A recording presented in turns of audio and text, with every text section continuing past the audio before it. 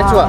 I know. Makin panjang? Ya, dah on the way. Lagi-lagi. Tengok this. Mami minta maaf sangat-sangat. Mami dah restock kali ketiga. As you can see here, tadi Mami dah restock. Dah 2 kali kita restock 300 pack kat sini. So right now, masih lagi queue. Tengok. Come.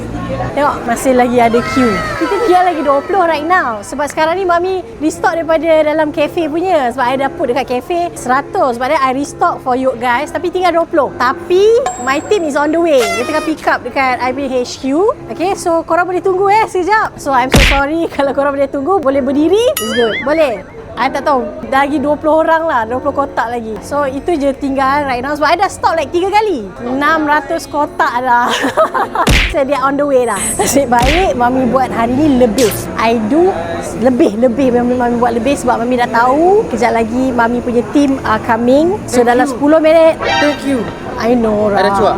I know. Makin panjang? Ya, dah on the way. Lagi-lagi. Tengok dia suka tau. Aku pressure. Diorang dah DM, make sure dia aku dah on the way. Banyak Dia on the way suka pressure I. Kalau dah habis stok je, dia memang tekan. Dia kaki tekan. So right now, like another 15 minutes coming. So kita tengok di stok yang kali ketiga ni macam mana, okay?